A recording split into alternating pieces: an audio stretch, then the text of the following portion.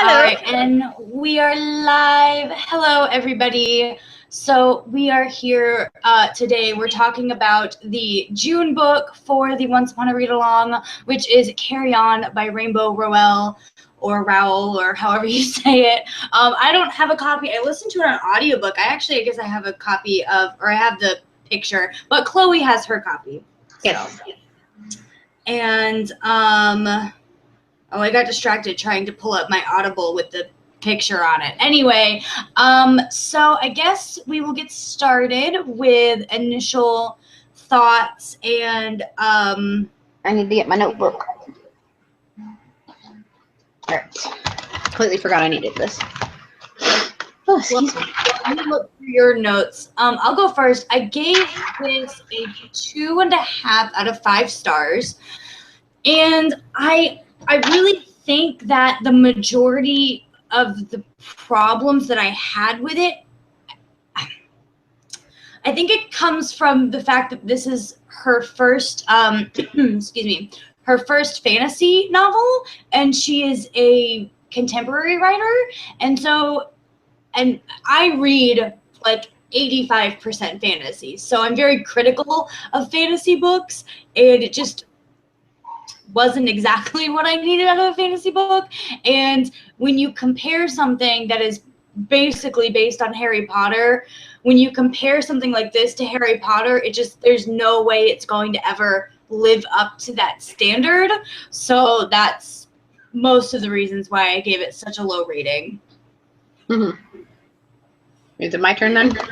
Yep. All right. So I gave this a 3.5 out of 5 stars. And I'm really sad that I didn't enjoy this book more because I'm such a huge fan of Rowell's writing and aspect of she is a contemporary writer writing a fantasy story. And I get that. I was just hoping to like it more. And also, especially being a Harry Potter fan and being able to like think of it sort of as that. I was really sad that I didn't enjoy it more. Yeah, I really wanted to enjoy it, especially because the one other Rowell book that I read was Fangirl, and I didn't like it. And so I was hoping that she's written a fantasy. This is my genre. I'll really enjoy it. And it just didn't happen, which was unfortunate. I mean, there were aspects of the book that I did like. If I completely hated it, I definitely would have given it a 1 star or a 1.5 star. But, it just... There's just so many times where I can blatantly tell that she's pulling from Harry Potter, and it's just like she missed the mark, and it sucked. And I wish it was a lot more different from Harry Potter, but you really can't do that when she wrote Fangirl and she based, this Simon Snow story on Harry Potter. Once she's already written that and now she decided to write this, you can't really come back from that. So I don't know. It's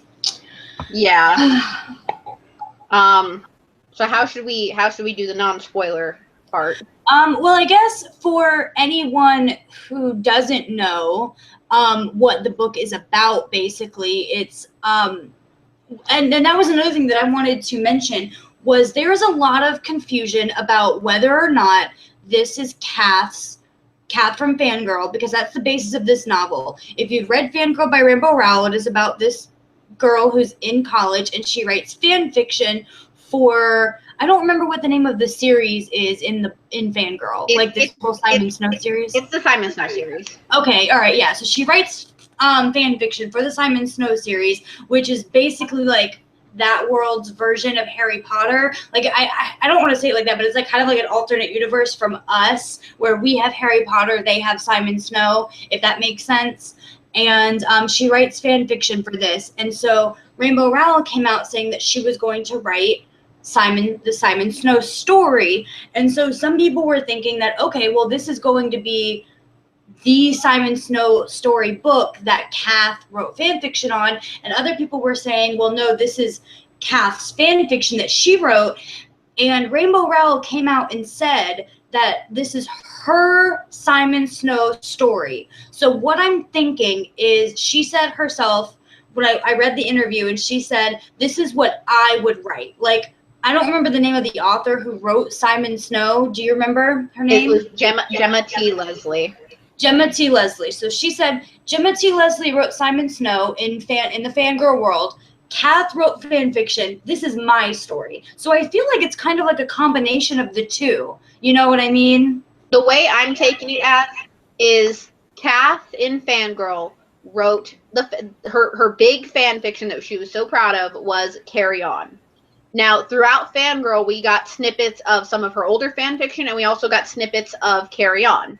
What I'm doing is I'm taking this as like this book is Carry On, which is Kath's fan fiction, but obviously Kath's not a real person, so Rainbow Rowell is writing it with perhaps, I don't know, I haven't looked through Fangirl, perhaps those snippets that we saw in Fangirl are in this story. I wouldn't know, I didn't look, but that's how I'm taking it. This is Rainbow Rowell wrote this, but this is supposed to be Kath's fan fiction.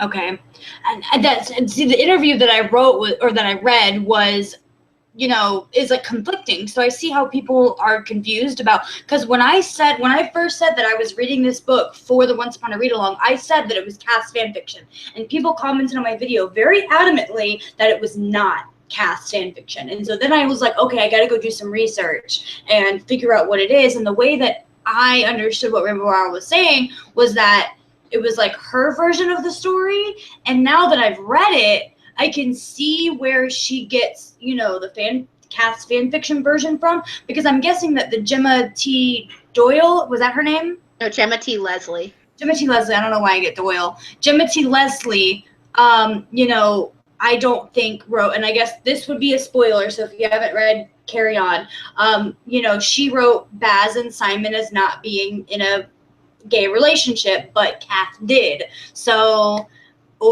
Kath did. So, I don't know. It's confusing, but I feel like it's more Kath's story than anything. Yeah, especially because I've read Fangirl 3 times, so I definitely think that this is supposed to be Kath's huge fan fiction that she was like obsessed with. Yeah, and that was something that I was wondering too, because I don't have a copy of Fangirl, and I would have liked to go through Fangirl and looked at the snippets of her fan fiction and see if those snippets are actually in the story. You know, that would have been cool to see if they were actually being used. Yeah. So I guess we're already in spoilers. Yeah, my bad. But yeah, so that's basically what it's about if you guys are not familiar with what the story is. And to recap, because we have 2 viewers now, if you were not here at the beginning, I gave Carry On by Rainbow Rowell a 2.5 out of 5 stars. And I don't think you said your rating, Chloe. Yeah, I did. I gave it a 3.5. Oh, okay. I'm pulling up the live show on my phone just so I know that it's working and I can see comments. Completely forgot about that.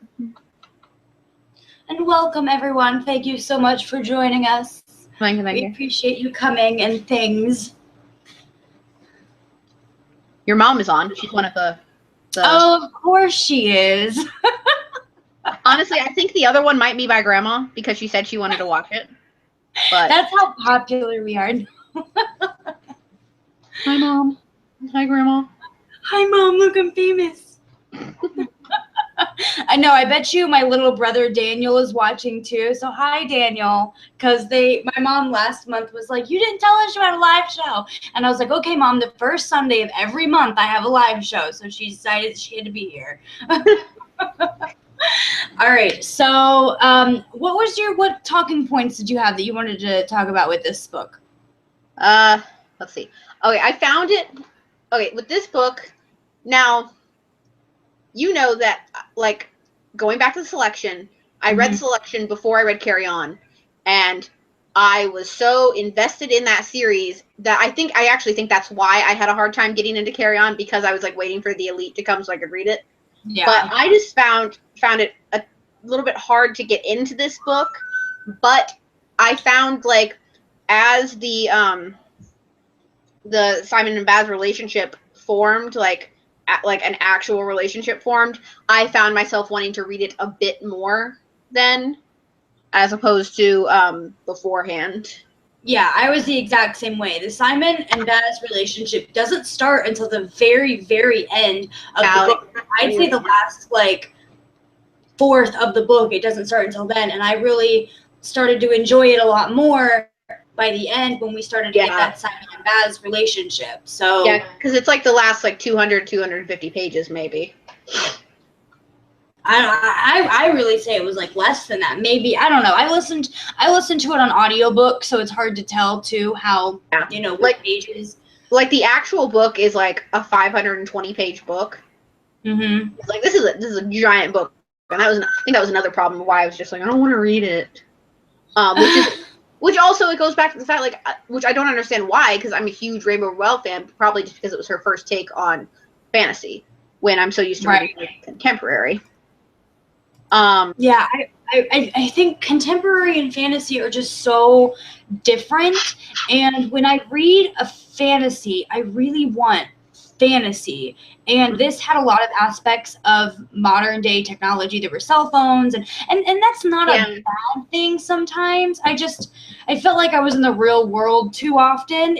I was really disconnected with the magical system and the magic school and the way that the magic system worked. And I just really wanted more magic and fantasy in this fantasy.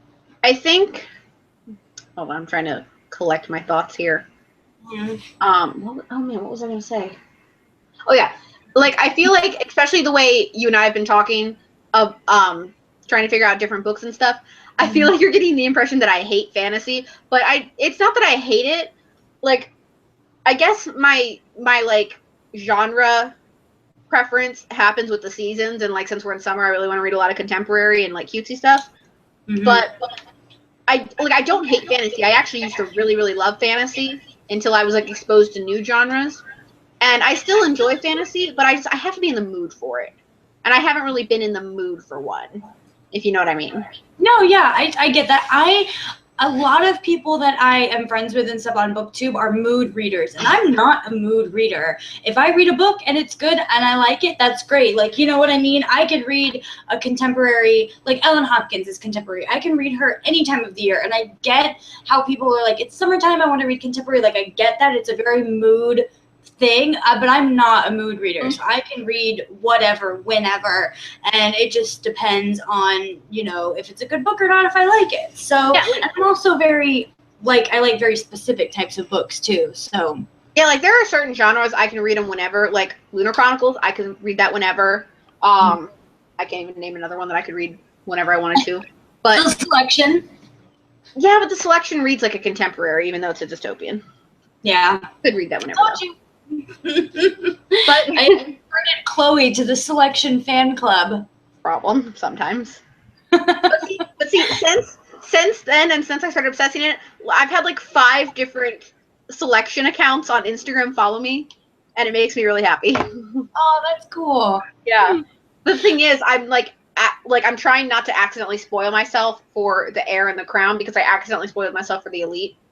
And then for the one on accident. I told you would. I told you. I was trying to warn you. It was an accident. But it doesn't matter. Anyway, that's besides the point. Like, so like, fantasy, I do enjoy it, but I want to read it more in like the fall, winter time. Yeah. But that's just me.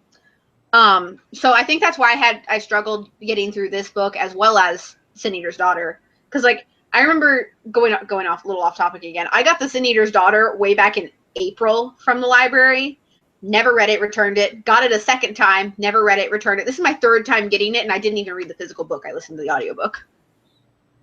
I feel like that's the story of your life, Chloe. Like, all the books that we read, like that you did the same thing with Kiss of Deception.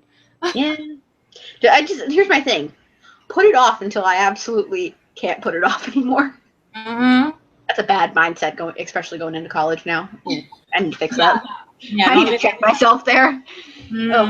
So what did you think of the magic system with the words and things? Some of it I actually found cringeworthy, especially the spells. And then there's the other part. It's my Harry Potter mindset. I kept trying to compare it to Harry Potter. And it's like, well, why is her like a wand a ring, and why is his an actual wand, and why is this person's a staff? It was so weird to me. Yeah. And I kept comparing it to Harry Potter. Yeah, I mean, I did that the whole time. I mean, there were many moments where they called Simon the chosen one, and like, there's just, you can't not compare it to Harry Potter. You just can't. Exactly.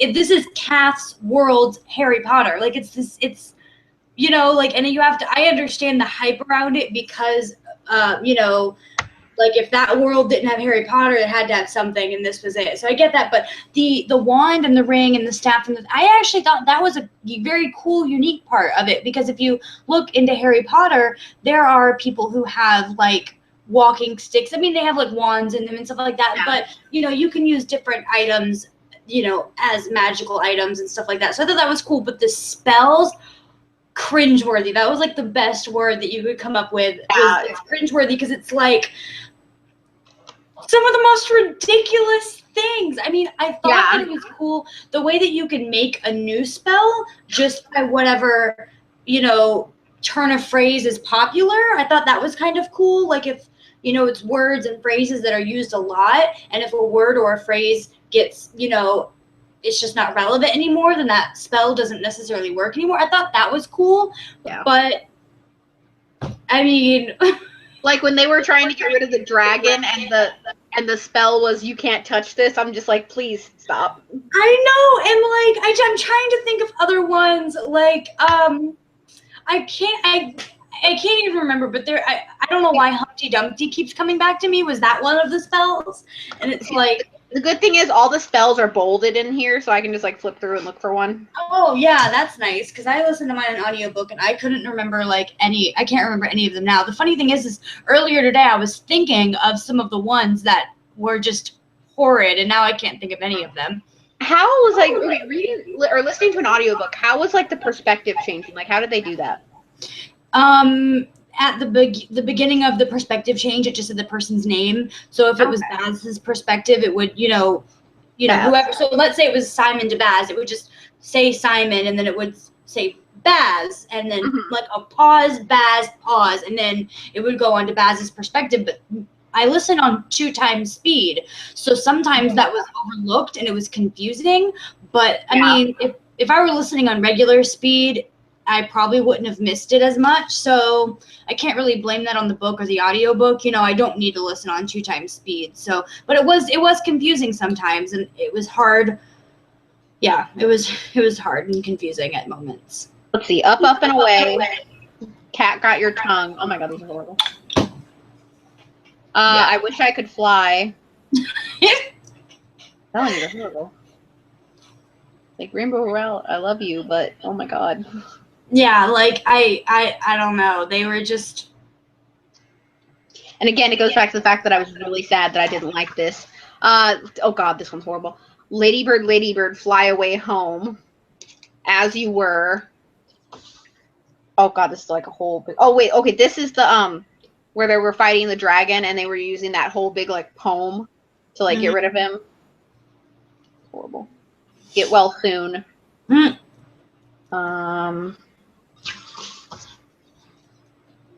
That's not a spell.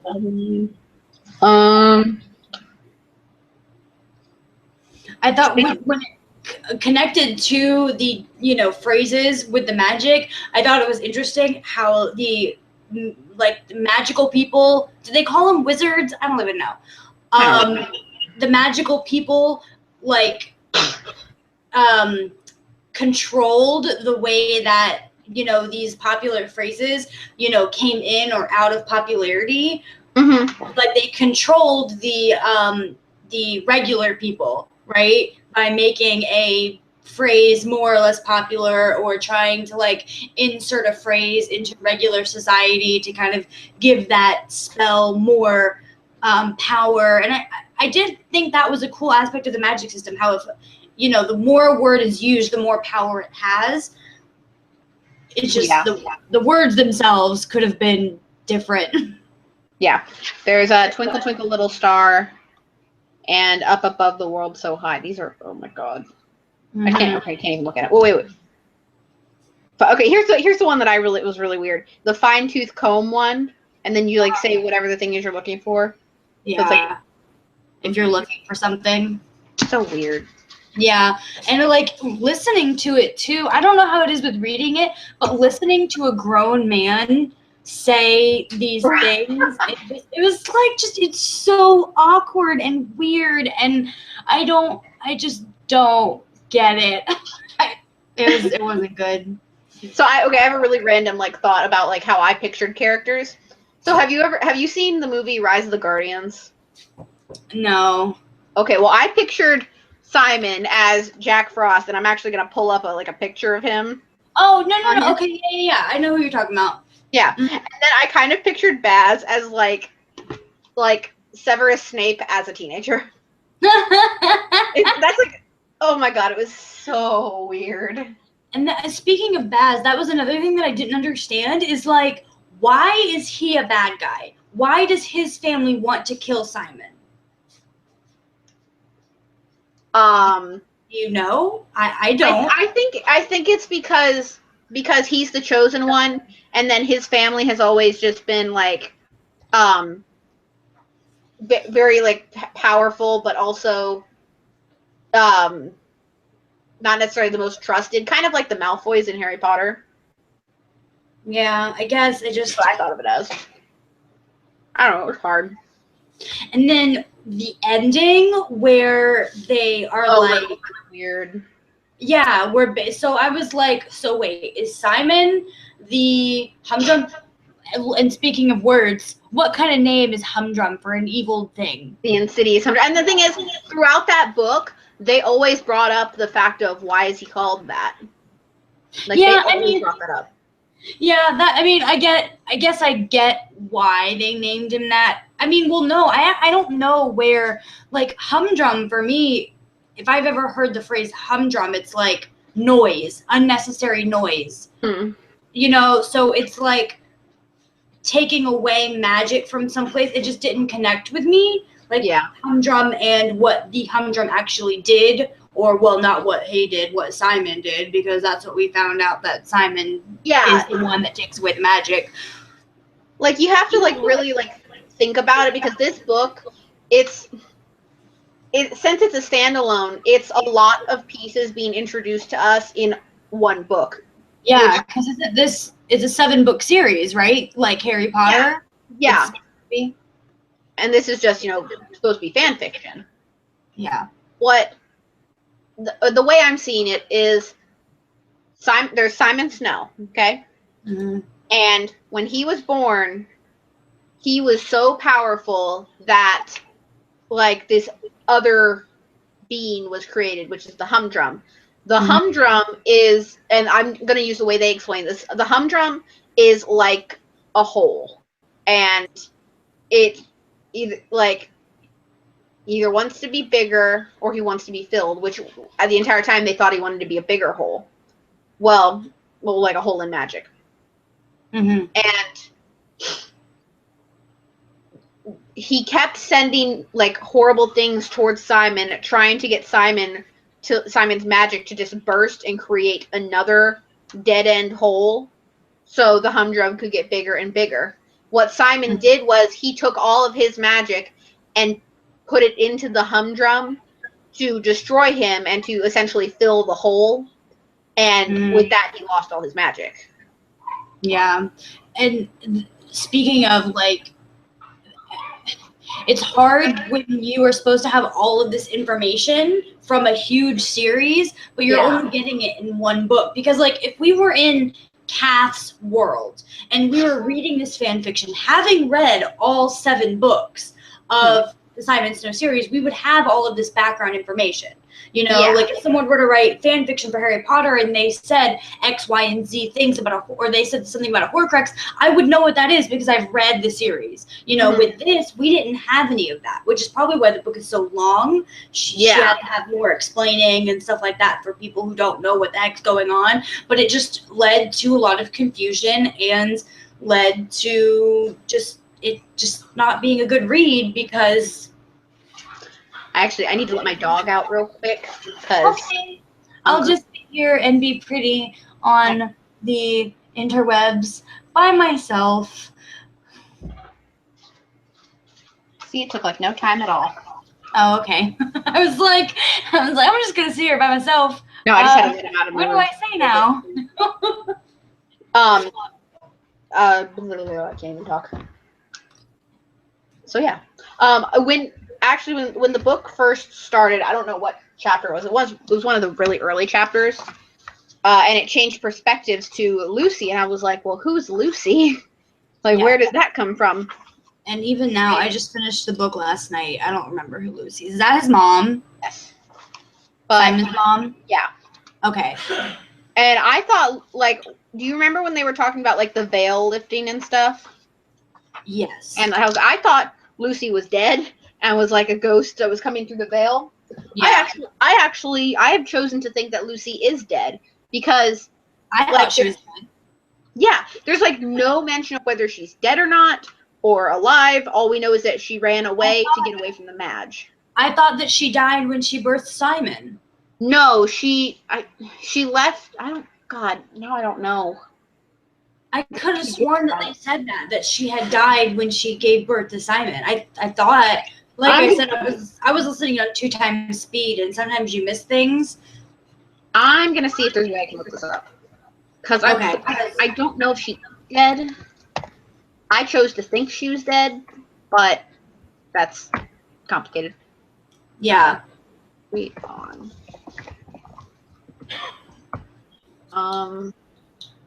Wonder if this will be on Recaptains. If not, I looked. Is there like a YA Spark Notes type of thing? Seriously, because there's just so much going on in this book that you really, really need to have like something like that to,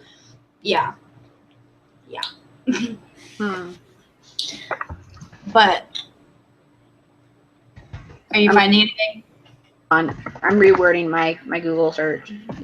Google, it fixes everything. Well, if anyone knows, I mean, we have 2 viewers, so if anyone knows in the chat, if you know if Simon Snow's mother is alive or is she dead, let us know, because it was unclear in the book, at least to us. The Reading Cave is watching. Hey, buddy. Who? Cave. I feel bad. The Reading Cave, that's his channel name. Oh, okay. Because I don't know its actual name. Me neither. Does he know Simon Snow's mother is alive or not? Who knows?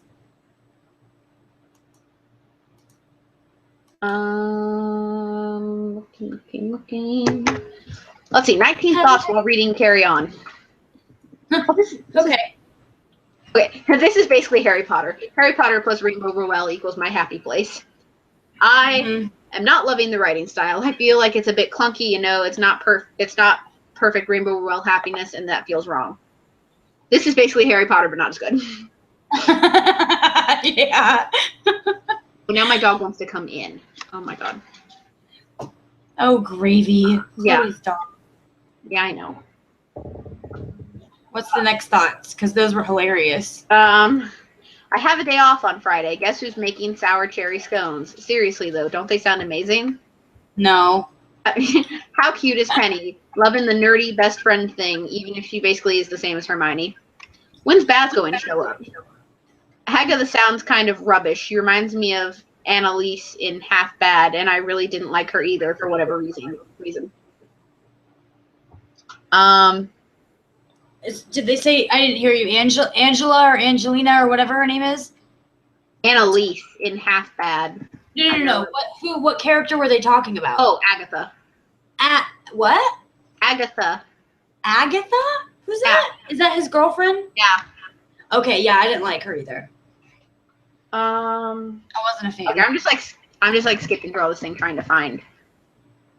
Yeah, Agatha was definitely not my favorite person. Like, she was just very disconnected from the magical world, and I'm like, if you can do magic, why not? Like, I just feel like she didn't care about being magical or anything, and I was very confused about that.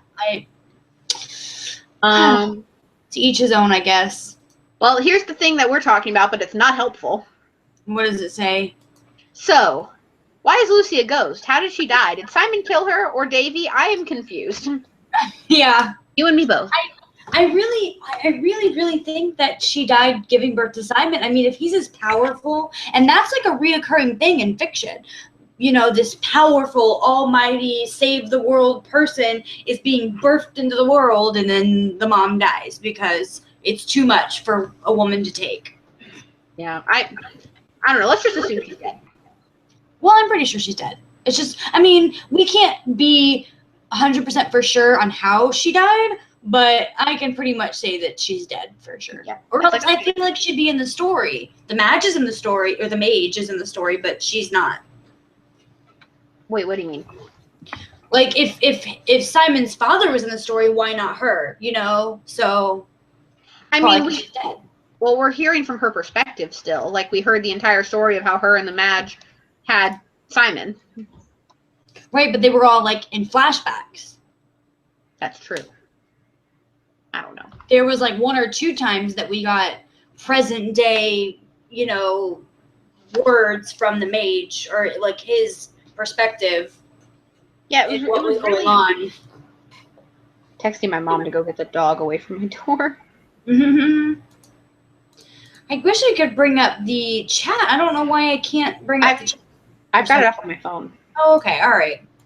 Well, I'm glad you're looking at it. Stuff. I hope if anyone has questions or comments or thoughts on Carry On that we could discuss, please let us know in the comment section. What did you guys think of Carry On? What did you rate it? Things like that. Let's see. Your mom said hi. The Reading Cave also said hi, and then he said no, he doesn't know the answer either. And then there's another person that said hi, and I'm gonna butcher this name. Fictional lives. Fictional lives? No, there's no E or S.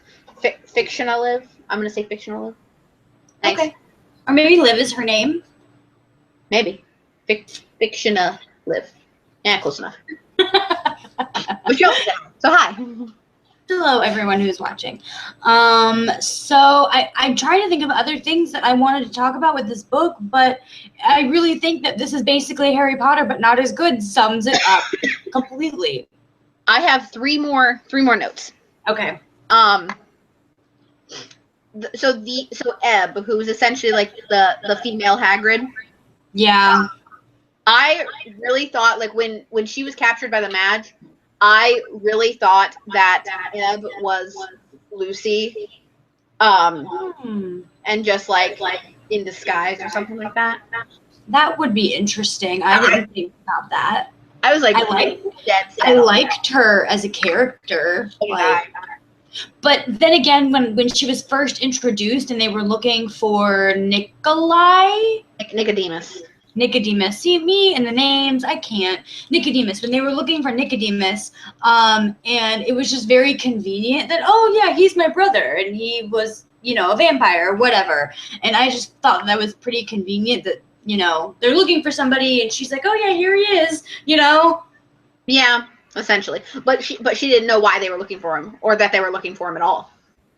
No, I feel like if it was the, you know, female version of Hagrid, don't you think they would have known already that she had a brother? But they explained that too, but I still feel like it was a little too convenient. But there's an interesting aspect. I like how we had this female character with a very Hagrid-like personality. Just in a female character. I really liked that. Yeah. I liked her as a character for sure. The last two is like, is Lucy dead, which we already talked about that, and we think she is. But my last thing is... You say you don't think she is, or you do think she is? We do think she is. Who do I think what? No, we do. Oh, we do. Oh, okay. I was like, you go in and out sometimes, so I can't hear. Sometimes I can only hear like every other word, and I get confused. Yeah. And then I think... Or no, what I want to know is, did Simon ever learn who his parents were? I don't think so. Oh, because we know, but he doesn't? I don't think he knows. I don't know. That is a really good question. Because it's not like the Madge ever got around to telling him. Yeah. Or he kicked the bucket. Maybe he's just happy thinking that he's an orphan. Maybe. You know, like sometimes people are given up for adoption or they're an orphan and they just, you know, they don't want to go looking for their parents or they don't want to know or something like that. So yeah, maybe. Maybe. It's interesting. And going back to when we were talking about how Simon like ended the humdrum and everything. Mm-hmm. I was like kind of sad that he didn't have magic anymore at the end and he was just like one of us. Yeah. But he was forming a relationship. Well, him and Baz were in the relationship, and Baz became friends with Penelope, and that was great. It was just like it kind of felt like Simon was the odd one out just because he didn't have his magic anymore. Yeah, I see that. Speaking of Baz for a second, I thought it was really cool that even though he's a vampire, he still has magic. Mm-hmm. Yeah.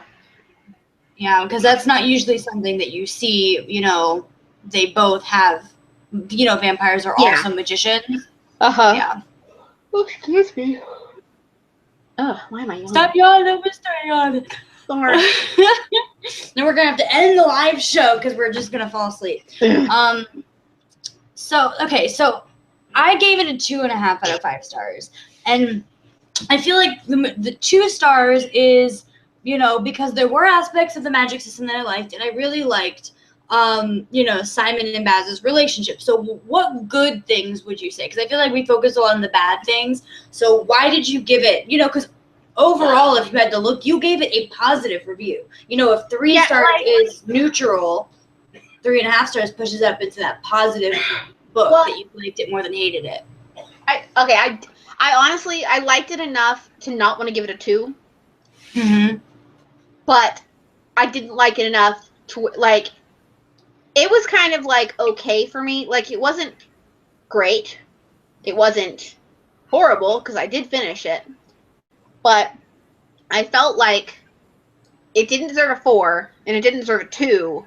And I was kind of stuck there when I wanted to give it a 3, but I also thought that there was some part of it, I don't really know what, that needed, like, a half push. You know what I mean? Yeah. 2.5 or 3.5.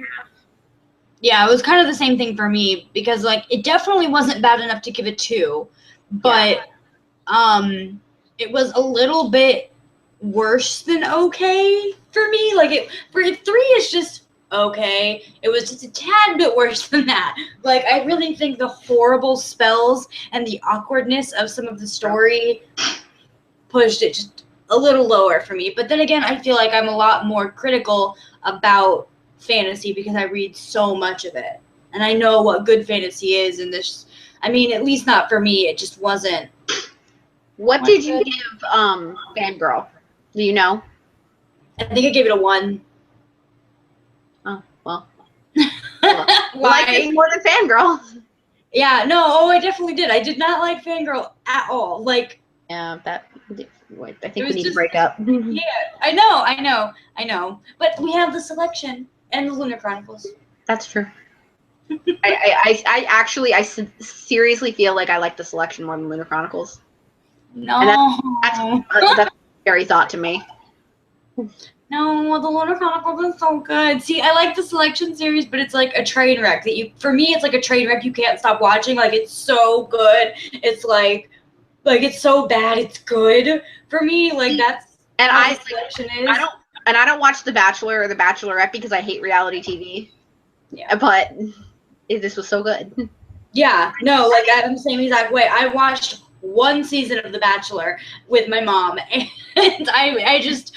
I can't watch The Bachelor, but the selection is like just an addiction, and you can't get enough of it, and it's so good. But there's so much more depth to the Lunar Chronicles that I have to like the Lunar Chronicles more than the selection. I have to. It's just your clouded view right now of the selection series. That's what it is. It's like, I love this, but I can't reach the selection. It's way over there.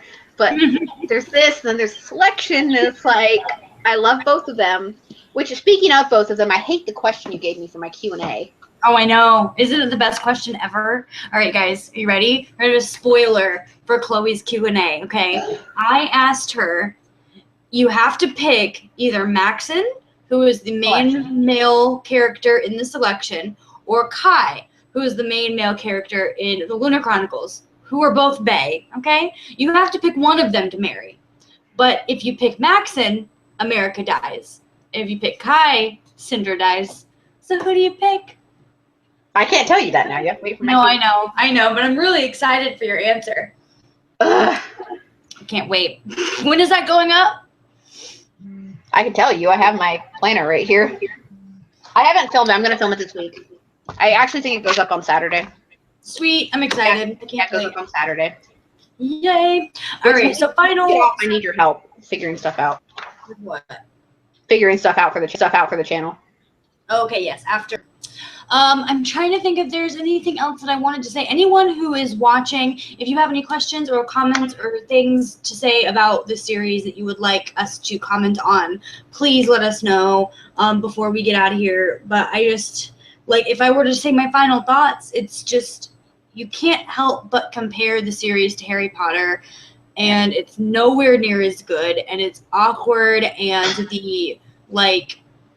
the OTP relationship that you need out of this book from Fangirl, that I was like, one of the only things I was excited about, doesn't come into the very end of the book, and I feel like you really don't get much of it. So overall, it's just one very good.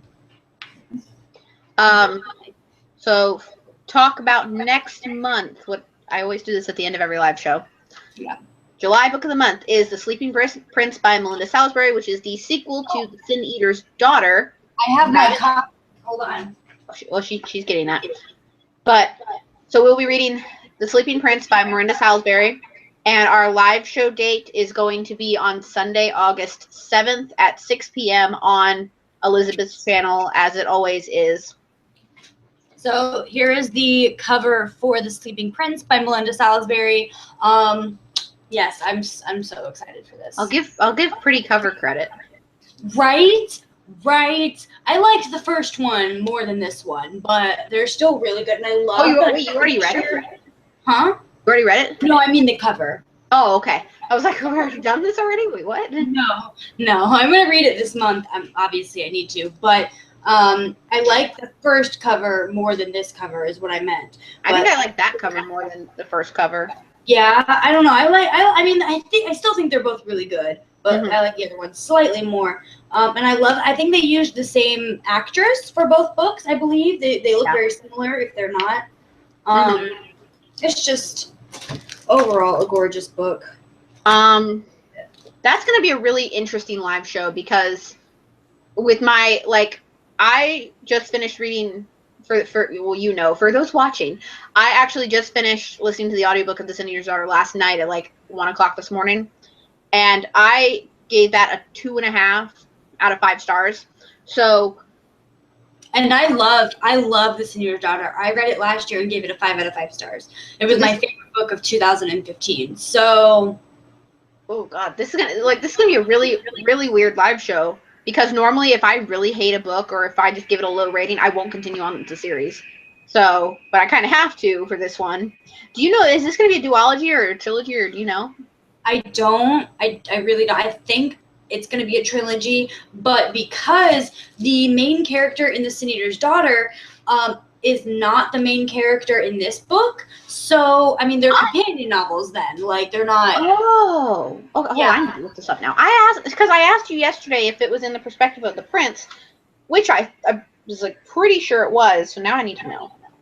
Well, yeah, it's not. It's from the perspective of a girl named Erin, and I don't remember her being a part of the first book. Is she? You just read it, so Erin.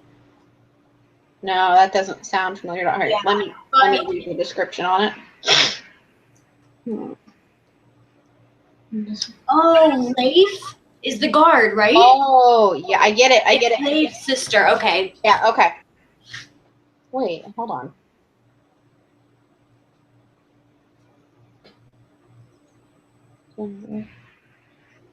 Okay, I get it. This is kind of like it's kind of like how another day is every day just told in a different perspective. Well, this, and then it's like the Sin Eater's Daughter in another perspective, and then some. Okay. Where did you read that at? Goodreads. Huh? Just from reading the description on Goodreads. Oh, okay. Like that's the vibe it's giving me here. Yeah, that makes sense. Okay. Well, I'm excited about reading it no matter what. I feel like I really like Melinda Salisbury's writing style. I think that's one of the big complaints you had too, right? That you didn't like the writing style? I don't really know, like I'm still kind of like processing Processing like, it, yeah. All I know is like my thoughts for this one don't really matter as much as my thoughts for the second one will be, since we're doing a live show. So like I don't know, we'll figure it out. Yeah. All right. So okay. So do you want to do final thoughts for the Carry On? One more comment. Oh yes. Fiction Live. I think I'm saying that right. I love this book so much. I did compare it to Harry Potter a lot, but I honestly enjoyed it. The spells were super cheesy, but I still liked it. That's good. Yeah. Like Catty-tastic, he's read the book like 14 times. That's how much she loved it. And I was like, oh my god, I'm so excited to read this book, and then let down. Yeah, I know that so many people, enjoyed this. So I was really expecting to enjoy it because I'm such a huge fantasy lover. And so I was let down. I'm kind of really disappointed actually, because I really wanted a good fantasy, and I really think that I just can't get over the spells. I can't get over the spells. They're just too much for me. They're too much. It's too much. Like I really wished I had liked this. I was really banking on liking it because of Rainbow Rowell, but I'm like, I don't know. I'll still like anything she writes, I'm still gonna read it. But I was bummed out. I was bummed too. I really hope that I would like it. I can see why people enjoy it. I can see, what good there is in it, and that people have a different opinion than I do. That's fine. Like, I totally get it. It just wasn't for me, unfortunately. So that's all I have. Yeah, me too. This is an uncharacteristically short live show. Certain live shows have only been like 45 minutes long for us. Yeah. It just depends on the book. Huh? Depends on the book. Mm-hmm. I feel like when we have more negative than positive opinions is when they're shorter.